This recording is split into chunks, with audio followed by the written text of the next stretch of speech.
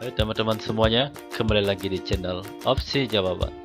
Semoga teman-teman dalam keadaan sehat selalu dan tetap semangat belajar agar lulus pada tes CPNS ataupun sekolah kedinasan tahun 2021 ini. Oke, pada video kali ini kita akan melanjutkan 30 soal SKD, tes wawasan kebangsaan atau TWK. Bagi teman-teman yang belum menonton soal dan pembahasan sebelumnya, silahkan ditonton di video sebelumnya, dan linknya ada di deskripsi video ini. Mari kita lanjutkan soal TWK 2021 Part 2.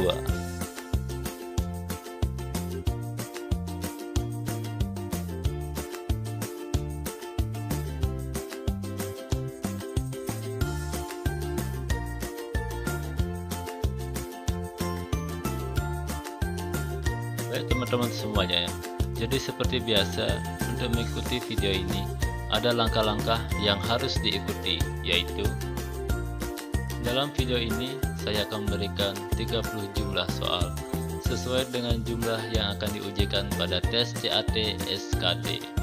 Kedua, saya akan membacakan soal beserta opsi secara lengkap. Ketiga, saya akan memberikan jeda 5 detik setelah saya selesai membacakan soal agar teman-teman dapat menjawab terlebih dahulu soalnya. Jika teman-teman membutuhkan waktu lebih dalam menjawab soal, maka teman-teman bisa klik tombol pause pada video. Dan yang terakhir, teman-teman dapat menghitung skor jawaban yang diperoleh dari setiap menjawab soal tes wawasan kebangsaan atau TWK.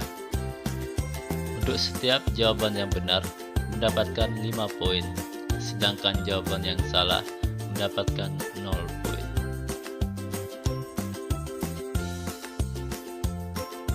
Konferensi Asia Afrika di Bandung tahun 1955 merupakan proses awal terakhirnya A. Perhimpunan Bangsa-Bangsa, B. United National Organization, C. Gerakan Non-Blok, D. Interpol, E. ASEAN.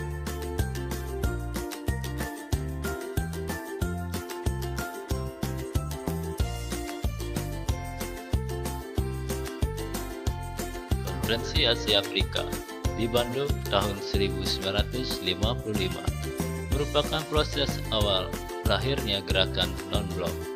Konferensi Asia Afrika diselenggarakan pada tanggal 18 sampai 24 April 1955 dan dihadiri oleh 29 kepala negara dan kepala pemerintah dari benua Asia dan Afrika yang baru saja mencapai kemerdekaannya.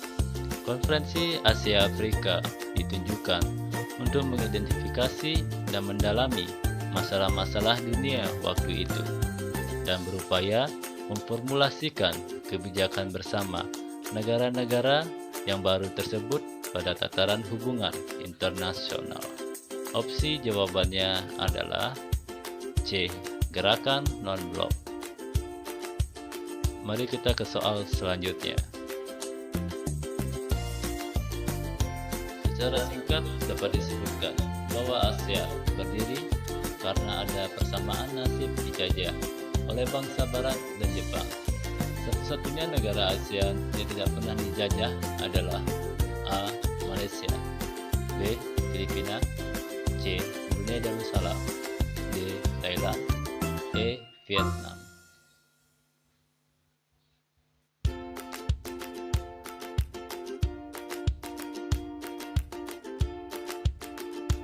Secara singkat dapat disebutkan bahwa ASEAN berdiri karena adanya persamaan nasib dijajah oleh bangsa Barat dan Jepang, kecuali Thailand.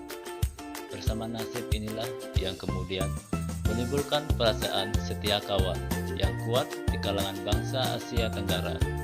Perasaan setia kawan ini pula lah yang merupakan salah satu pendorong lahirnya ASEAN. Di samping itu, ada pula faktor persamaan kepentingan dan saling membutuhkan satu dengan yang lainnya. Opsi jawabannya adalah D. Thailand. Mari kita ke soal selanjutnya. Keterlibatan dan posisi Indonesia dalam proses perundingan Doha Development Agenda didasarkan pada kepentingan nasional dalam rangka A. Meningkatkan mutu pendidikan, B. Swasembada pangan, C. Perubahan iklim global, D. Perdamaian Timur Tengah, E. Mendorong pertumbuhan ekonomi dan pengentasan kemiskinan.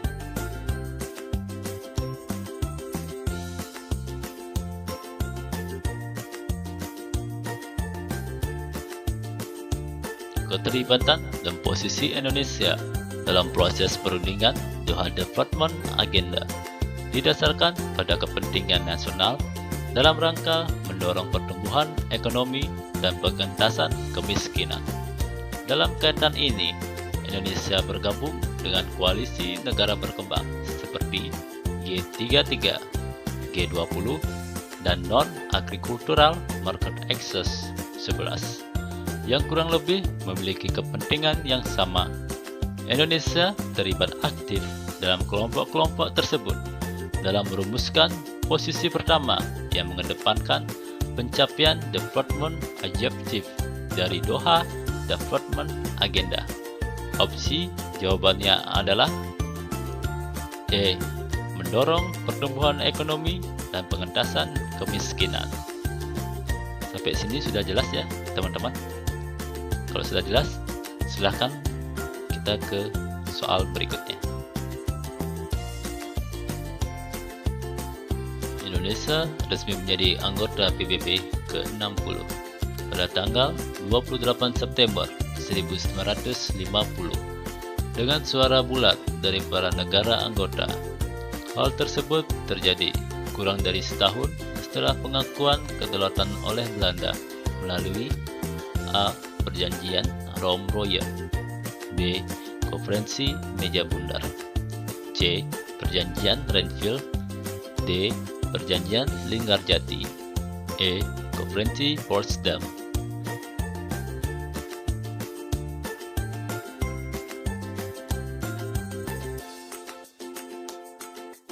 Indonesia resmi menjadi anggota Perserikatan Bangsa-Bangsa ke-60 pada tanggal 28 September 1950 dengan suara bulat dari para anggota negara.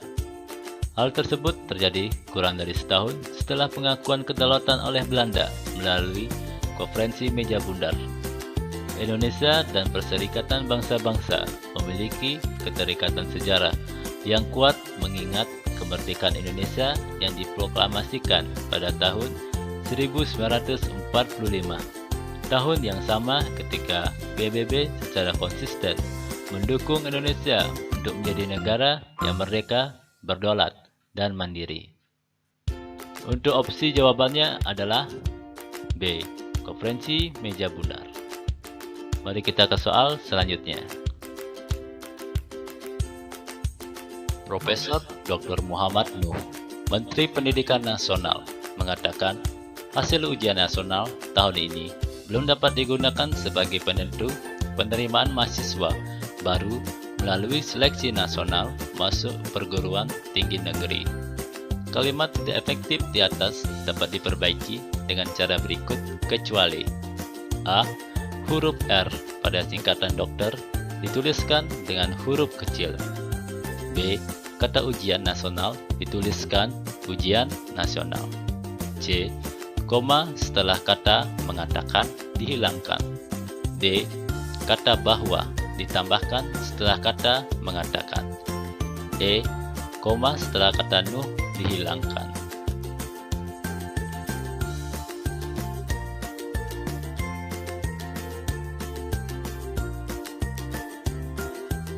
Tanda koma harus ada setelah kata Nuh dan nasional sebagai penjelas atau aposisi. Kalimat tersebut menjadi Profesor Dr. Muhammad Nuh, Menteri Pendidikan Nasional, mengatakan bahwa hasil ujian nasional tahun ini belum dapat digunakan sebagai penentuan penerimaan mahasiswa baru melalui seleksi nasional masuk perguruan tinggi negeri. Opsi jawabannya adalah C. Koma setelah kata mengatakan dihilangkan.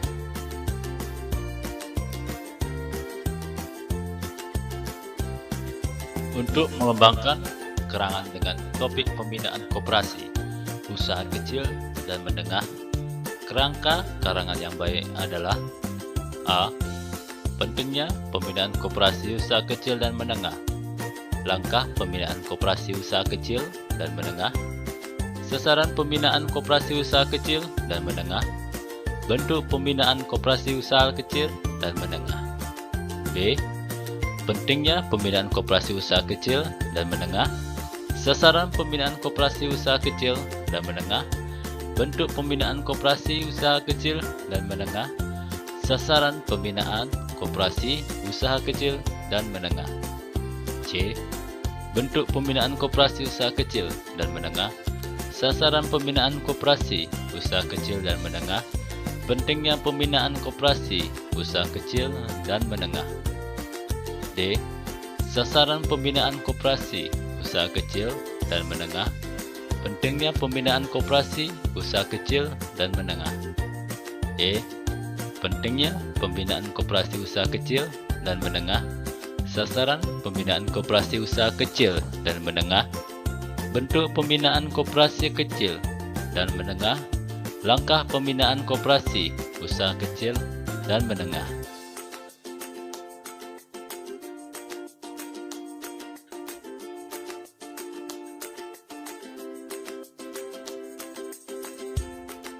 Untuk opsi, jawabannya adalah E.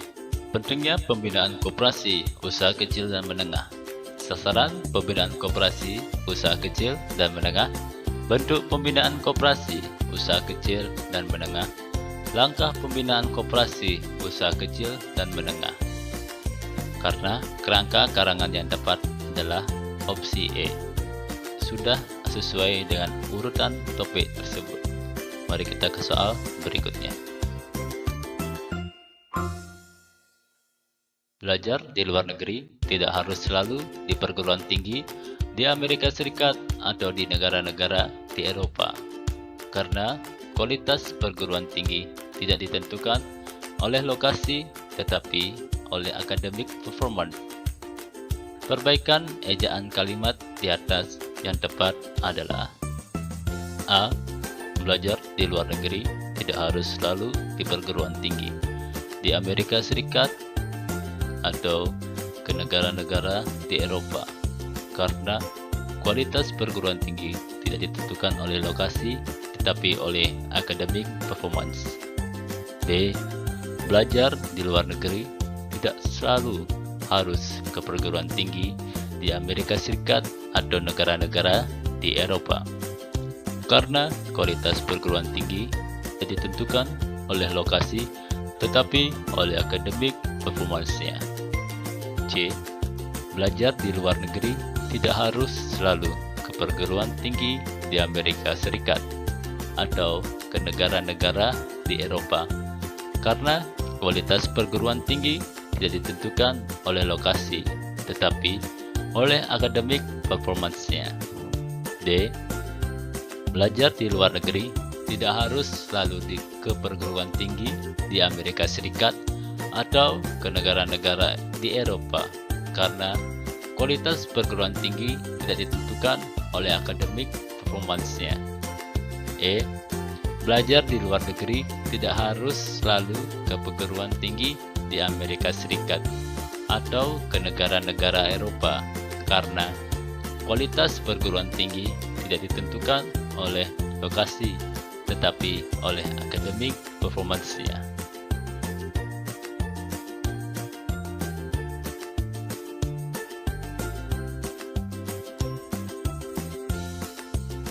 Perbaikan ejaan paragraf yang sesuai dengan ejaan bahasa Indonesia dan penjelasan dari kesalahan ejaan, yaitu sebelum kata sambung tetapi harus ada tanda baca koma untuk menyatakan kalimat majemuk secara bertentangan. Kedua, kata academic performance dicetak miring karena istilah asing. Dan yang ketiga, kata perguruan tinggi dicetak huruf kecil karena tidak mengatakan nama lembaga. Opsi jawabannya adalah B. Belajar di luar negeri tidak harus selalu ke perguruan tinggi Amerika Serikat atau negara-negara di Eropa, karena kualitas perguruan tinggi tidak ditentukan oleh lokasi, tetapi oleh academic performance-nya. Mari kita ke soal selanjutnya. Hak Dewan Perwakilan Rakyat untuk melakukan penyelidikan terhadap pelaksanaan suatu undang-undang dan atau kebijakan pemerintah yang berkenaan dengan hal penting strategis dan berdampak luas pada kehidupan bermasyarakat, berbangsa, dan bernegara yang diduga bertentangan dengan peraturan perundang-undangan adalah hak interpelasi, B. hak imunitas, C. hak angket, D. hak menyatakan pendapat, E. hak protokoler.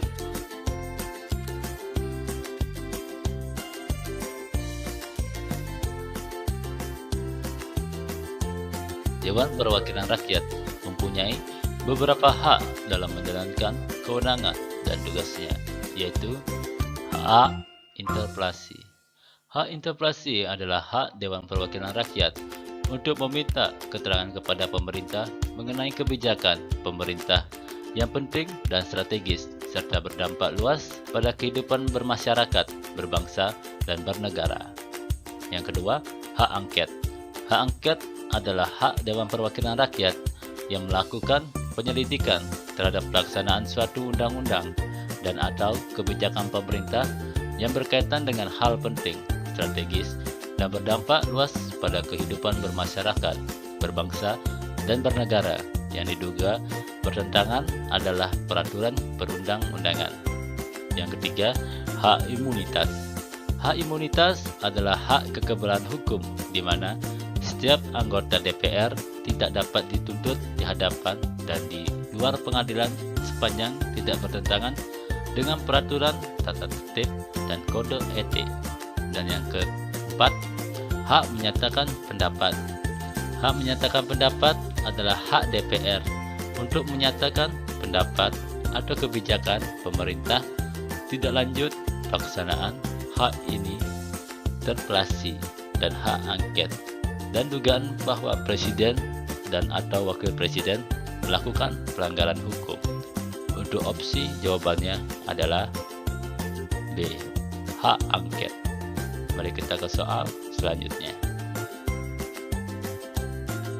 Dalam memberikan amnesti dan abolisi, Presiden memperhatikan pertimbangan A.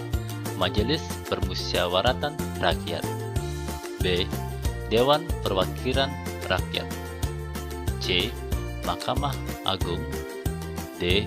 Dewan Pertimbangan Agung, E. Hakim Agung.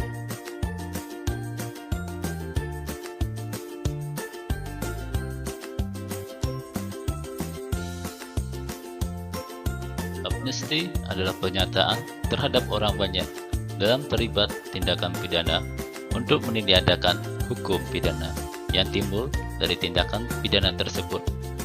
Sedangkan untuk abolisi adalah penghapusan terhadap seluruh akibat penjatuhan putusan pengadilan pidana kepada seseorang terpidana atau terdakwa bersalah. Opsi jawabannya adalah B. Dewan Perwakilan Rakyat. Mari kita ke soal berikutnya.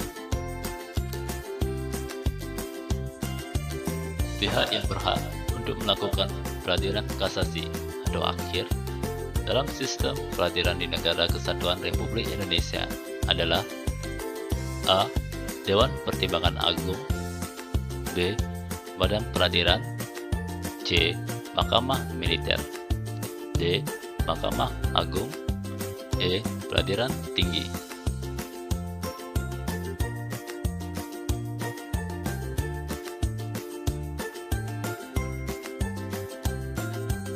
Mahkamah Agung memiliki beberapa wewenangan, yaitu A. Memutuskan permohonan kasasi terhadap putusan pengadilan tingkat banding atau tingkat terakhir dari semua lingkungan peradilan. B. Menguji peraturan secara material terhadap peraturan perundang-undangan di bawah undang-undang. C. Melakukan pengawasan tertinggi terhadap penyelenggaraan peradilan di semua lingkungan peradilan dalam penyelenggaraan kekuasaan kehakiman di Indonesia. Opsi jawabannya adalah D. Mahkamah Agung. Mari kita ke soal berikutnya.